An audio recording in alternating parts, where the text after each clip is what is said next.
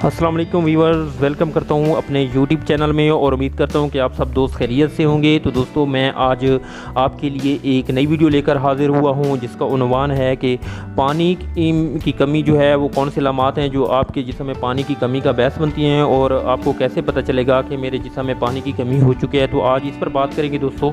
जैसे कि आप जानते हैं कि पानी बहुत ज़रूरी एटम है और इसकी कमी पूरे जिस्म पर मुज़िर असरात मुरतब करती है और जिस्म में पानी की कमी के लिए बहुत ज़्यादा आपको मेहनत भी नहीं करनी पड़ती।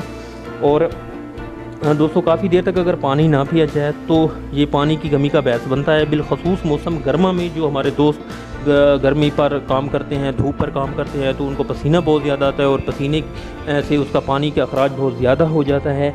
अगर आप इस बात का ख्याल ना रखेंगे और पानी ना पिएंगे तो ये आपको बहुत मुख्तलिफ़ पेचीदगियों का बायस का सामना करना पड़ेगा।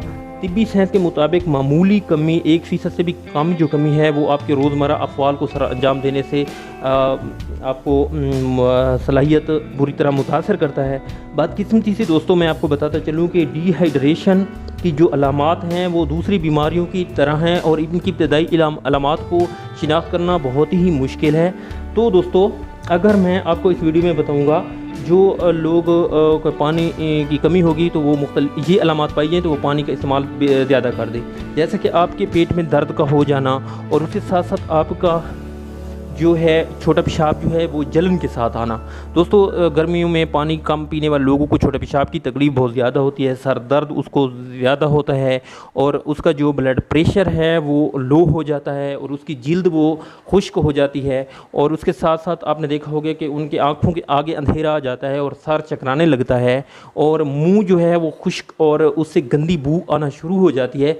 तो दोस्तों, ये मैं आपको बताता चलूँ ये यूटीआई इन्फेक्शन भी होता है, जिस तरह गुर्दे और मसाने में दर्द का हो जाना और यूरिथ्रा में दर्द का होना और गंदी पसीने से बू का आना, जैसा कि बहुत ज़्यादा लोगों के नमकियात खारिज हो जाते हैं और उसके साथ साथ सर पे दबाव का होना।